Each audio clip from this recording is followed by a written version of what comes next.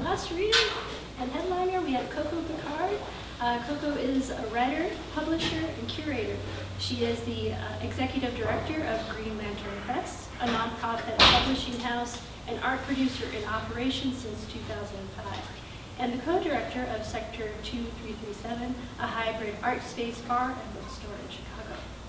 Her critical writing appears under Caroline Picard in publications like ArtForum, Art21, Flash Art International, Hyperallergic, and The Scene. TSK, her novel is forthcoming from Gold Wake Press in 2019. Please welcome Coco.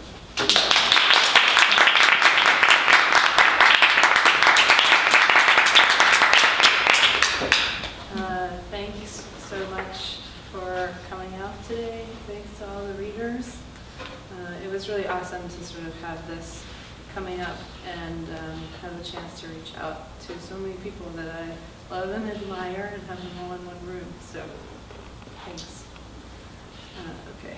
Now I'm going to share some drawings, and I used a much thicker pen than I normally do, but it's still a little bit fine. So if you can't see, please move forward. Okay. Let's see.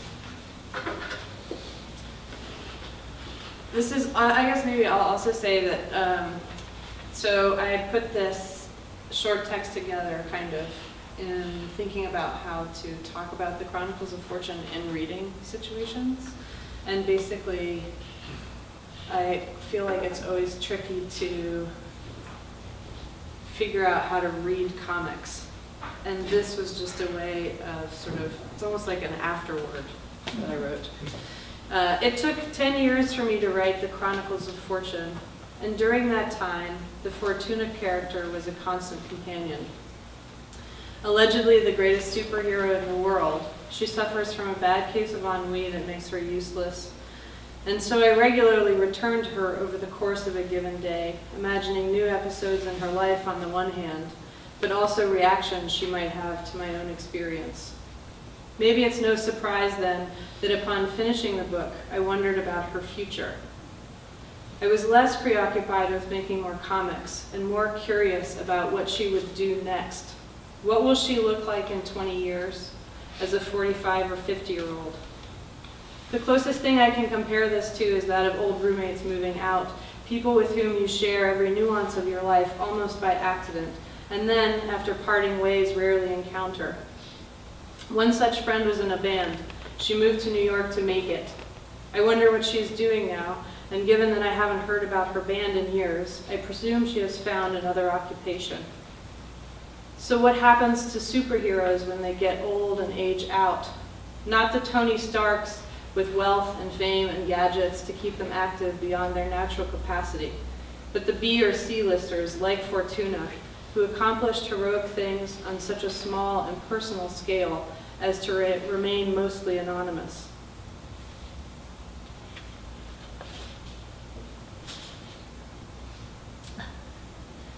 But what do we mean when we imagine the future? The government in Fortuna's future would have to account for centuries of non-human exploitation. What would retribution look like in that case? How does one apologize to a mountain you've systemically expunged by the mining industry, or the seahorse that grabs onto a floating Q-tip to balance in a current? Let's say the government initiates a program offering therapy to more than human kinds. In so doing, it acknowledges that it has not listened to fellow beings for centuries. Having long since retired her Fortuna costume, Edith May signs on to be one of these therapists. It makes sense. She knows something about depression. She's also been friends with mountains and moths and crocodiles, so she has experience with non-humans too. After getting the gig, she goes around to different sites, visiting with a rock, a tree, a mountain, a pond. She sets up a chair and sits across from her subject and waits. No one says anything. And it doesn't really matter that nothing replies to any of her questions because she's still making a living. But the visits get heavier and heavier as she bears witness to the barren presence of each environment. Accompanying the heaviness is the growing certainty that there simply isn't enough time. The entirety of a human life is probably the equivalent of 5 minutes to a mountain. Even a stone. Think about how old stones are, compressed bodies of time and matter, stubborn and resilient. As a bureaucratic social worker, Edith May asks too much. Not only is her lifetime too finite, she sees how little she deserves the confidence of a being she inadvertently helped destroy. Her burden then becomes the sustained and confidential meditation of trauma that she helped inflict. In the beginning of Clarice Lispector's Apple in the Dark, Martin is running away from something. It's unclear what, but you feel a haunting violence that obliterated his identity. He wanders through the forest, developing according to whom he meets along the way. First, a gathering of stones, quote, "I was like any of you," he said very suddenly to the stones at that point because they looked like sitting men. Having said that, Martin sat back into complete silence, something like meditation. He was surrounded by stones. The strong wind that blew passed over him the same way it was passing over the wasteland. Empty and peaceful, he looked at the empty and peaceful light. The world was large enough for him to sit down.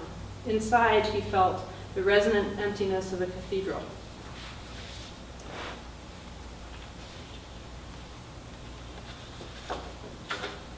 Instead of making a comic about Fortuna's future, let's imagine an outdoor gazebo turned therapist's office.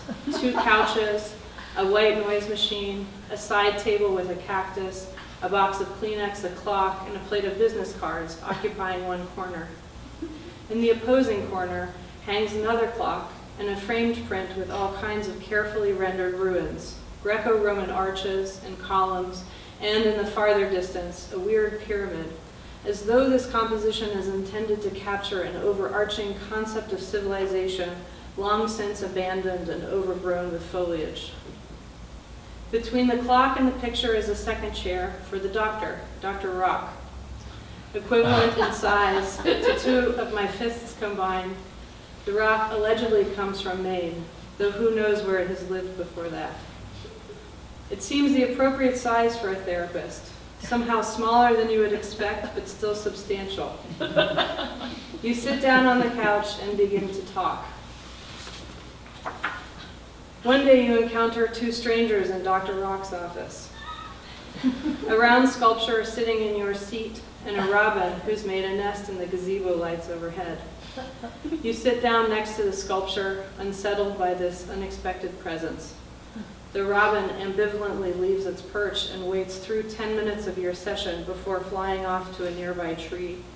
There it continues to shout like a displaced and irate tenant. The rock remains unfazed, listening.